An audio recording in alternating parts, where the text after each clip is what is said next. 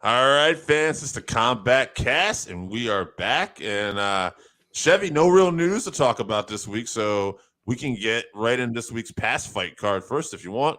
Well, let's talk about the schedule first. Coming Yes. up, we got March 25th, UFC Fight Night Vera versus Sandhagen. We've been waiting for this fight forever. April 1st, no UFC, so we're going to talk about, which I'm actually pretty excited for, PFL season opener, Lognane versus Moraes for the main event, but there's a couple good fights on there I'm excited for. And then March 8th, we're back to UFC 287, Pereira versus Adesanya 2. Yeah, Pereira Adesanya 2. I mean, I don't feel like It'd really be Pereira Adesanya 4 or 5. I don't know. They really fought a bunch of times already. Yeah, I don't know. I'm fine with it because, like, I think people really do hold those kickboxing wins over Adesanya's head a little too much. To me, it is a completely different sport. At the end of the day, yes, Pereira did win, and stylistically, it is interesting, and it does show that maybe it does count, especially the way you fight it, But to me, man, we're going to talk about it when we get there, but Adesanya, there's a different path to victory here if he's willing to take it. I mean, it's just a question of, but then again, I don't know. Pereira's getting better, and it's styles make fights. He's so big, too. So yeah. Well, I mean, I know that he finished Adesanya, but he almost got finished in that fight, too. Like, he was, Pereira was losing that fight, I think, if I remember correctly, like he got saved by the bell at one point, and I think he was just down on points overall. And obviously, Izzy can exploit the wrestling because, he was dominant down there for someone who never wrestles. So we'll see. Yeah. And I mean, if you look at some of their kickboxing fights, that was similar too. Adesanya almost had him finished a couple of times. So it's very interesting. All right, let's talk about this past week's card. It was Petr Yan and Merab Dvalishvili fight night. So we're not going to go over the prelims. There's nothing super great on there. I don't know if you caught them all, but I didn't catch any of them this week. I was busy on Saturday, but let's just talk about the main card. So Vitor Petrino versus Anton Turkel. Yeah, Petrino won. We can just go ahead right next to the next one of this one. I do not have much about this at all. I don't know if you. Yeah, I'll just say, it's a bummer for Anton. It's 2 losses in a row for him in the UFC, but tough matchups too. So I think he'll get one more shot, and I think he'll do fine after that. He's definitely got the UFC jitters out for sure. And Vitor, I'm surprised he didn't get a finish. Like I thought he was going to, but exciting fighter for sure. So good on him. All right, let's move on to I called this one, by the way. Saeed Nurmagomedov versus Jonathan Martinez. Yes, Mario Batista got a victory at bantamweight too. I don't think we're going to really have much to say about that. Oh yes, yeah. Good on him. He looked good too. He's another dangerous bantamweight that's kind of flying under the radar. Yeah. No, and the bantamweight division is so stacked, which we'll talk more about in a little bit here. But Martinez, I caught the end of this. Looked good. You called this one, like you said. I was impressed from what I saw. I looked at some of the highlights of this too. And I'll let you talk a little more about it, but I did come up with a fight for this one. I have a few potential fights. And this one, I believe Pedro Munoz would have to, he's one ahead of Martinez. I didn't see the new rankings out yet, but they're pretty much right there. I don't see why this fight couldn't take place. 2 fun fighters, and I think that would be a great fight to have next. Yeah, I think that's a good matchup. Good measuring stick for sure. But I think that Martinez has flown under the radar for the most part. But Saeed is a big name for him to get a win over. So I hope this puts a little shine on him going forward. He's a bad man. So, I think he can make some waves in the division for sure. Absolutely. Stacked division. Absolutely. Yeah. One of the best. Yeah. All right. We're going to move on to Nikita Krylov versus Ryan Spann, a fight we finally got. And boy, was it worth waiting for. Yeah. You called this one too. Spann could not get, although there was a whole video package of Spann basically talking about dedicating his himself to cardio, but I think he really, I think, gassed himself by trying to go for that choke right away that he hooked up on. It was deep, too. It was deep. Krylov, such a good veteran. He's slick. He got out of there, and then I thought, even though it was a competitive, fun fight, I really felt like for as long as it lasted, Krylov did have kind of the advantage after that. Like, I felt like he was the one closer to getting the finish, whether it was on the ground or even in the scrambles. I thought he'd come out on top a little bit. And I was very impressed with what Krylov still has to offer. Fun match, I think.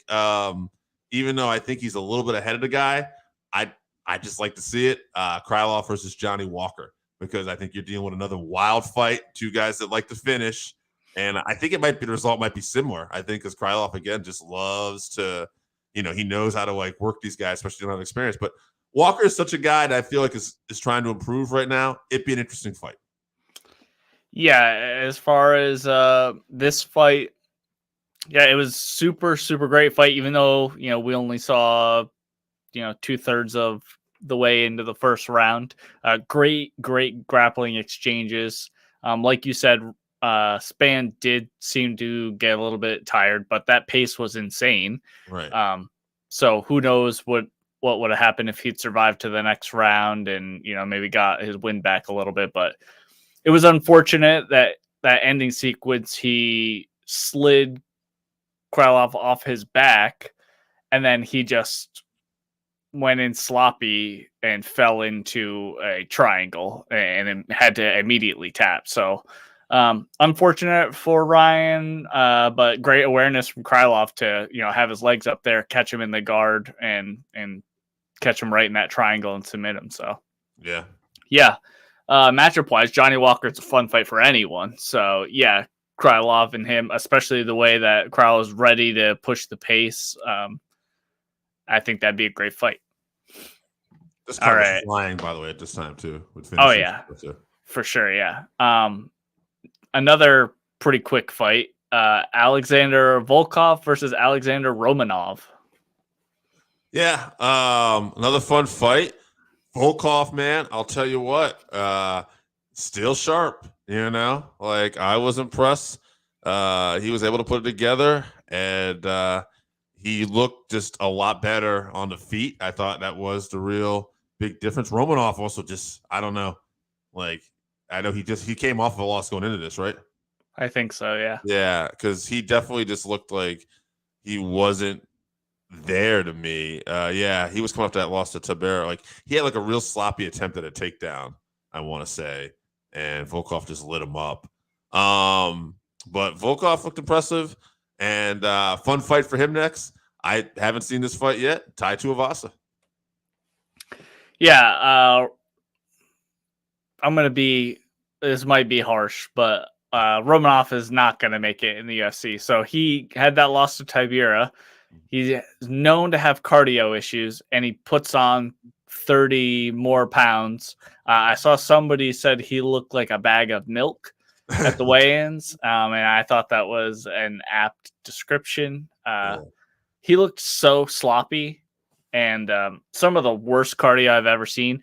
I mean, Volkov, maybe he was sick or something, so that could have contributed to the cardio issue, but Volkov broke his will after stopping just a single takedown.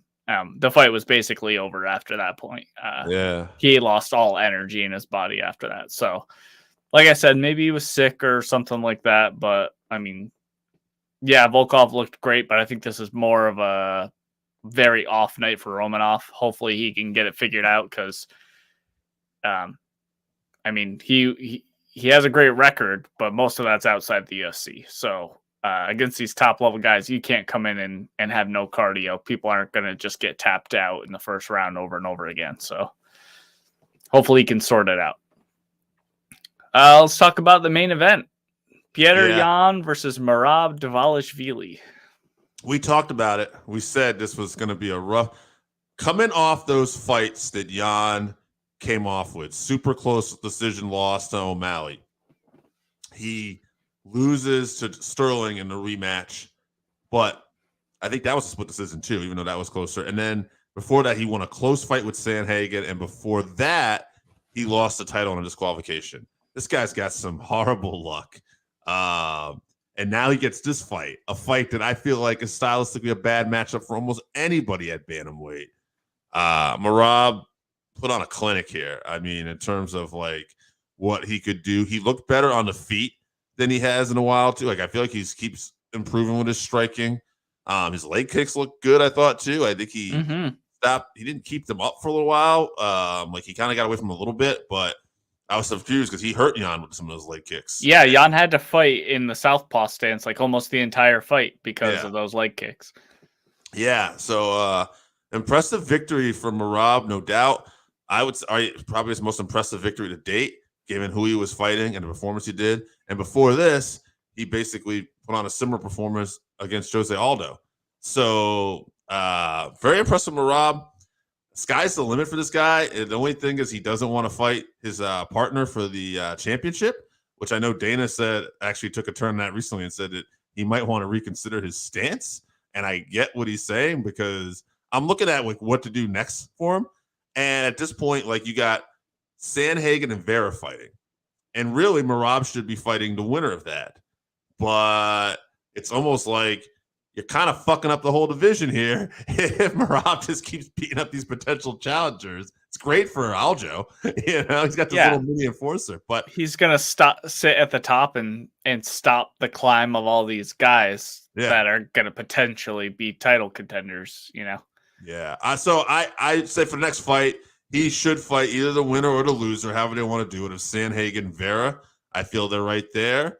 Or O'Malley is another good one. But my guess is O'Malley is probably going to sit out and meet the winner of although actually if Vera wins, so again, great problem to have, such a great division. You probably want to do that rematch with Vera and O'Malley, and they could meet the winner of Cejudo and I think O'Malley fights the winner of that fight, whoever it is, because he hasn't fought, he hasn't fought Sandhagen, and obviously he has the history with Marlon. So, and then you give Merab, give Merab the loser, and then maybe he sits out one or somebody else makes a case or whatever.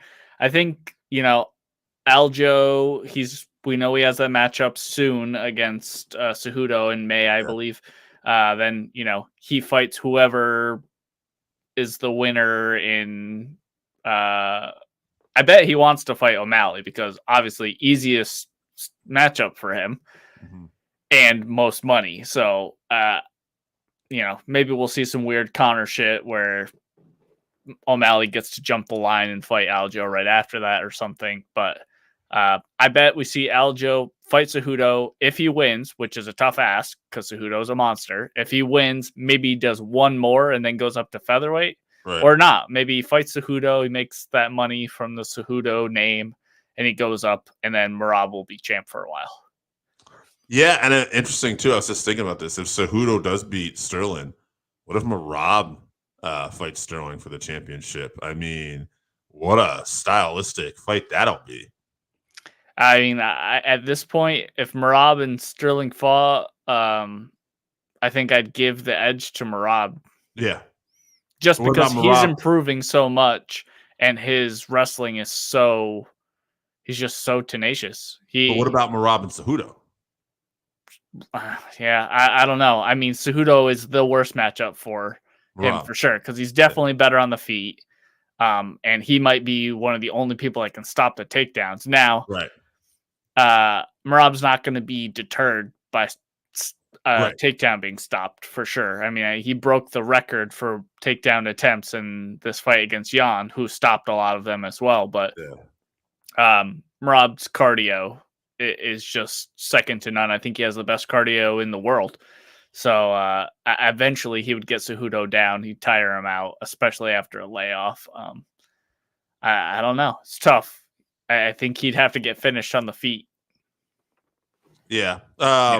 I think we do. I just think that is that's the one stylistic matchup that is bad for Merab right now is Henry Cejudo.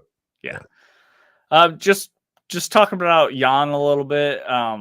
I know he talked about leaving the UFC previously because, he thinks he got hosed on a couple of these decisions. and going back to Russia and fighting or whatever. So maybe he does that. But also, I think he's just gotten some tough matchups. He's gotten a bunch of grapplers and a 6 foot tall striker. So, like, if he fought someone who isn't 6 feet tall, that's a striker, I think maybe he could get his mojo back and make another run at the title. So, I hope that's what happens. Scenery wouldn't kill him either, though. Yeah. There's a guy that could be great in the PFL or something. He ain't doing that. He's going back to Russia, or he's not doing anything, I'm sure. He's already talked about it. I think it's I think eventually he's doing that regardless. Yeah. All right, let's talk about UFC 286, Edwards versus Usman 3. Yes. This is going to be in London, so prelims are going to start at 3 p.m. Eastern time, and the main card will start at 5 p.m. Eastern time. Oh, okay, 5 p.m. Yep. So that's excellent for us over here on the East Coast. So prelims, there's not a lot of big names, but it's good matchmaking. One fight I do want to highlight, I'm super excited for, is the feature bout on the prelims. It's Jack Shore versus Makwan Amirkhani. Jack Shore was undefeated until his last fight. He lost a decision, but he's moving up from bantamweight to featherweight, and Amirkhani is welcoming him to the division. I think nobody wants to fight this guy after his first loss. I think he's going to be one of the main guys in the division. I'm high on Jack Shore, so I assume he gets a finish because Amirkhani, as we know, is one to push forward and put himself in danger. Super exciting fighter. So I think Jack Shore gets a finish. I don't know when, but that's a fight to keep an eye out for. All right. Let's main card. Yeah, main card. Starting off with a banger. Marvin Vettori versus Roman Dolidze. Yeah, I'm looking at my notes here like the whole time we're talking, just because like this is a very interesting fight. Roman is 12-1, 7 KOs, 3 subs, 2 decisions. He's 6-1 in the UFC. He's won 4 in a row, and he's got 3 finishes in a row. So he's a hot commodity right now. Marvin, 18-6-1, 2 KOs, 9 subs, 7 decisions, 8-4 in the UFC. Strength of schedule. Marvin he's fought them all. He's fought Asanya a couple times. He just came off a loss to Robert Whittaker. So he's fought the best of the best. I have a hard time going against Marvin for that reason, because I need to see what Roman can do against Marvin. Like, this is really his big chance. I'm going to go with Marvin. I think this is going to be a good back and forth fight. I'll say Marvin gets the decision win, but this could be Roman's time to shine. I can't pick it yet based on what I've seen. Because again, Marvin's fought the best of the best right now. Yeah, I'm with you on this. Yeah, Roman is a tough test, even though Marvin has only lost to the top of the division fighters. Roman is explosive and he's well-rounded, right, but Marvin does seem to be getting better after every fight still. So I'm going to agree with you. I'm going to go with Marvin by decision as well. Absolutely. And it'll probably be a war. I expect this to be a very good 3-round fight. Yeah. All right. Next fight, Jennifer Maia versus Casey O'Neill. O'Neill, prospect, 9-0, 3 KOs, 2 subs, 4 decision, 4-0 in the UFC. Maia, talking about again, she's been around, she's fought a lot of people. She's 20 wins, 9 losses, 1 no contest, 4 KOs, 5 subs, and 11 decisions. She can go either way. This is a big test, but unlike the other one, I think Casey O'Neill, this is a little more clear to me. Like, I think she's ready for this. She's ready to take this next step. I think she's someone to watch out for. But I also think we're going to decision again. I got Casey winning this one. Yeah, big step up in competition for Casey. Jennifer's fought the best in the division, not necessarily getting the wins, but getting the experience of fighting those girls. I think Jennifer gets the decision, but I'd be more pleased to see Casey get the win. And I don't think that's going to happen. I think this might be a little bit too much of a step up. I think Jennifer gets it done by decision. It's good. Yeah, it's almost similar, like I said, to that first one. It's just that Marvin has beaten some of the people not named Adesanya and Whittaker, And like, I don't know if she has enough of those key wins where I value, but again, experience is something, and she's fought the best, and that means something. Right. She's fought Chikagan and Valentina. Yeah. She lost to them, but those are some high level fights. So, all right, let's move into possible fight of the night contender: Gunnar Nelson versus Bryan Barberena. Possible fight night contender. I think this is gonna be some fireworks, but this could end early. All right. Barberena is 18-9, 11 KOs, 2 subs, 5 decisions. He's won 3 out of his last 4, and he's had fight of the night 5 times. All right. He's just been in a war lately. Gunnar Nelson, 18-5-1, 4 KOs, 12 subs, 2 decisions. He's had performance of the night 4 times. And he's tied with Chris Little and Damian Maia for most submission wins in UFC welterweight history. I bring that up because I think that's going to be the difference here. I think both these guys are going to go at it, but I think eventually this goes to the ground, and I think that's where Gunnar Nelson is going to be able to submit Barberena. I think Gunnar Nelson's striking is not as – I would say Barberena has the edge, but I think Gunnar Nelson is not going to just get, finished on the feet. I think he knows what to do. He'll be able to go in there, get some wrestling down, and eventually submit him. I'm going to go Gunnar Nelson submission round 2. Yeah. Gunnar is similar to Jeff Neal, who we talked about last week, in the fact that he's fought the toughest guys. He hasn't had the best of luck lately, and Bryan is an incredibly dangerous opponent, especially coming off that loss he had to RDA. He's going to know what Gunnar's strengths are for sure.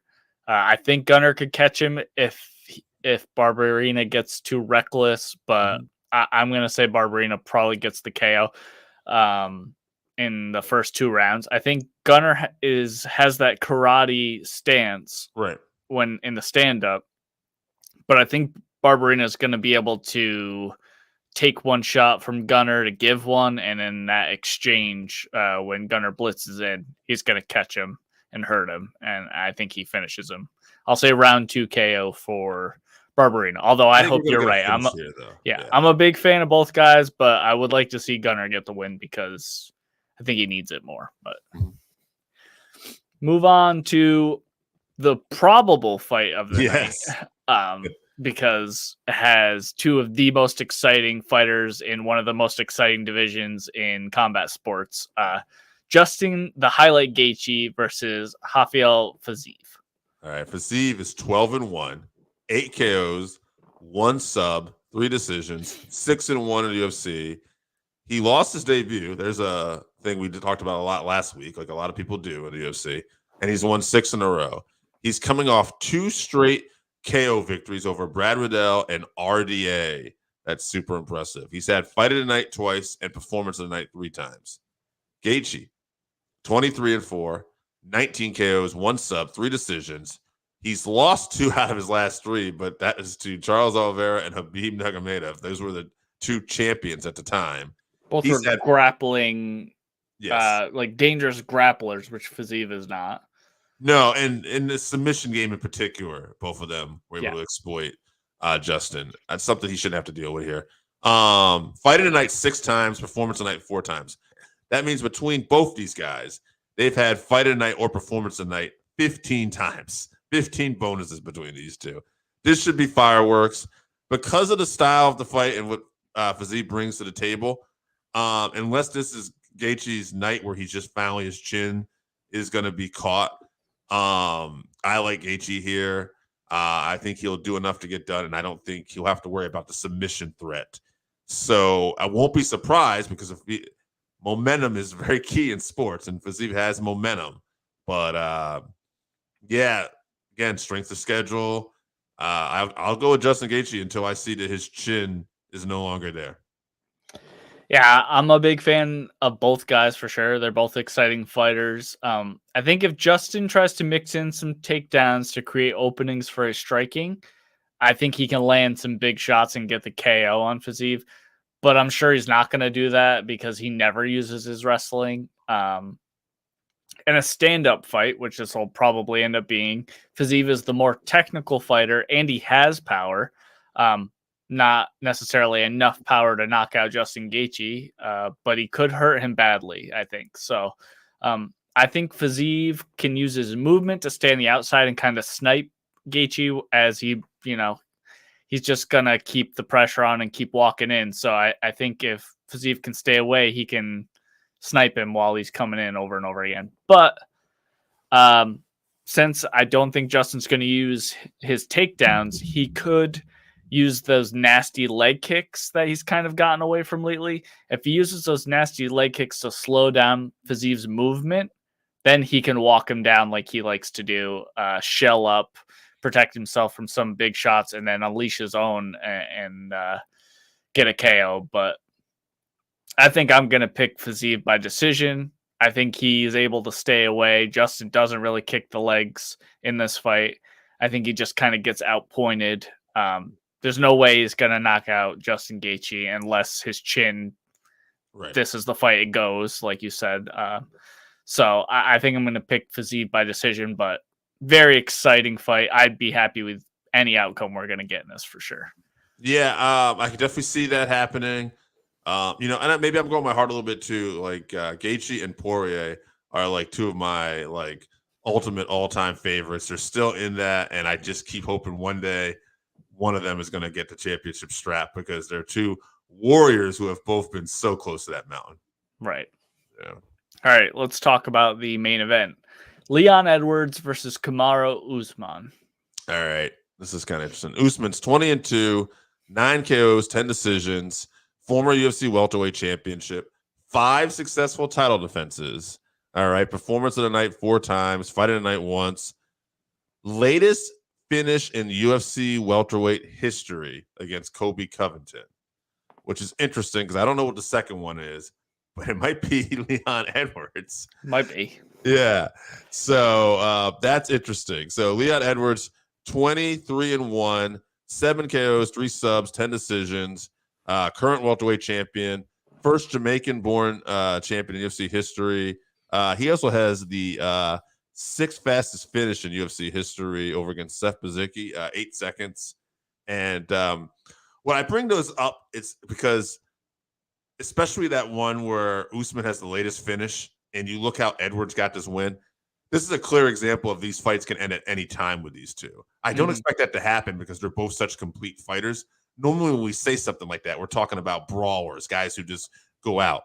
But these guys, if like they're not on their game, this is why this could be an exciting fight or it could be a very technical fight that someone dominates and it's hard to watch because it's two elite fighters that are very well skilled, striking, wrestling, and all around. What we've seen, however, though, in their previous meetings, though, is that Usman really, to me, has looked like the better fighter. And I hate almost saying that because I like Usman, but we're in London. This is like a moment you set up where you want for Leon Edwards. But the truth of the matter is that last fight would have been great in London because that's the kind of finish you want. That he's losing the fight, he catches him with that head kick, and he wins. It's a come from behind victory. You can make a movie out of it. But now Usman's had a chance, to process this. I don't think we've seen what kind of fighter Usman is. Like, I don't see this guy struggling because he had his first loss in the UFC. He had a loss early in his career, and he won like 20-something in a row after that. So, but Usman, I will say this, he's talked about his injuries over the years, and you never know. There's another age, because he's had so much combat experience. But to me, the smart money's on Usman. I like Usman, but I'm also kind of leaning towards Edwards. I just want him to have his moment in London. But I can't go against Usman, knowing how that fight went for most of that last fight. I gotta say, Usman will probably grind out a decision here, and maybe even get a finish. You never know. But not counting out Edwards, I just favor Usman. Right, and Usman dominated their first fight because if you remember, this is their third fight technically. Yes. Usman wrestle fucked him the first fight bad. Yeah. So, and he was on his way to wrestle fucking him again.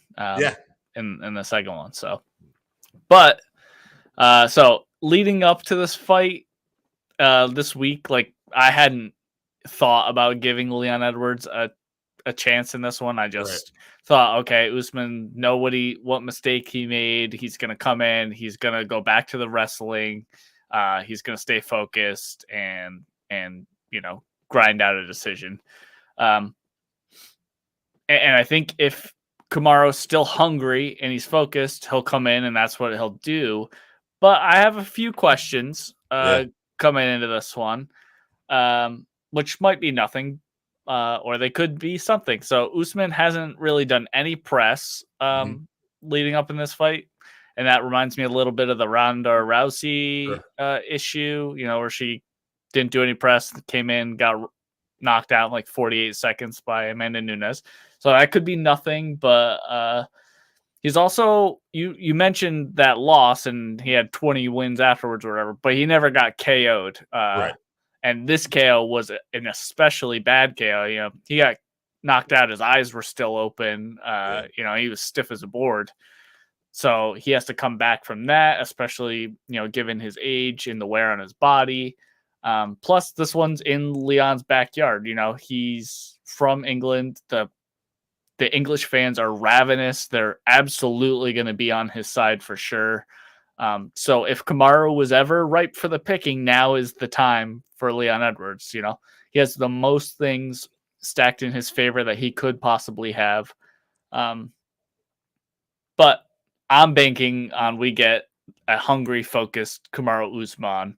He comes in, he's, similar to what he's been in the past. And I'm going to assume he stays that way until he shows otherwise. I'll say he gets a decision, but I would not be surprised if Leon Edwards pulled this one out because the time is going to come for Usman. 100% agree. And I'm going to add one other wrinkle that I thought of while you were talking. Being the way the first two fights went, you could almost count it as an Edwards loss. And what I mean by that is Edwards has had plenty of time to really look back, the things he was doing wrong and work on that. Usman doesn't have a lot to fix. Usman made one mistake. He knows not to do that again. So and it's easy to pass that off as a fluke too and not make an adjustment to it at all. That too. And if you look at like Sterling, we were talking about earlier, his first fight with Jan, where he won by disqualification, he was getting beat. Bad. Right? But what happened in the rematch? They had time to plan. They had time to prepare. Now this weekend, Jan, his teammate, the one he works with the most, and again, I know it's stylistic, but again, now they've had a lot of time to really prepare for Jan. What did they do?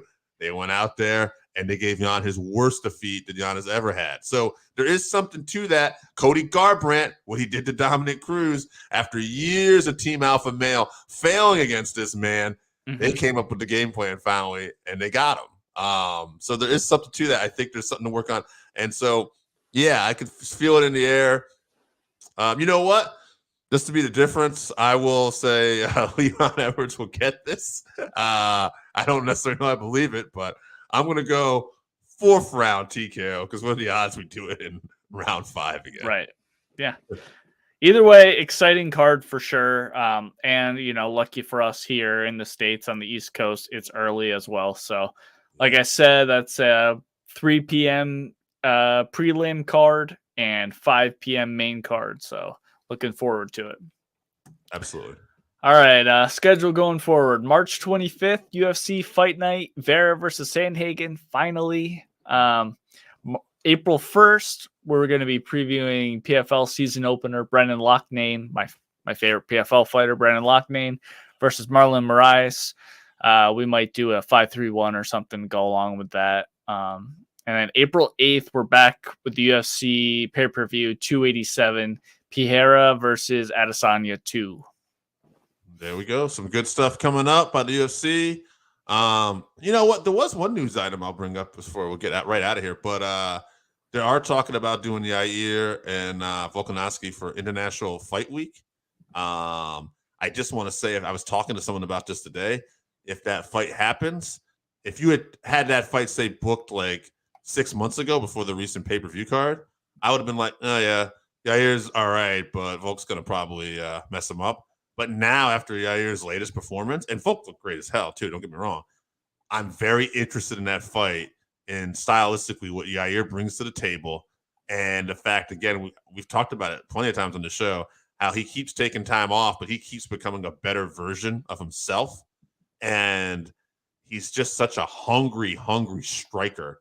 I'm really looking forward to see what those two bring against each other. Yeah, I mean, I'm a fan of Yair for sure, but I just until I see otherwise him fight a wrestler the caliber of Volkanovski, who can also do the striking, has the movement, and the fight IQ, I can't pick against Volkanovski. So, all right, well, we'll see. All right, I think that's it for this week. Fans, enjoy UFC 286, and we appreciate you tuning in, guys.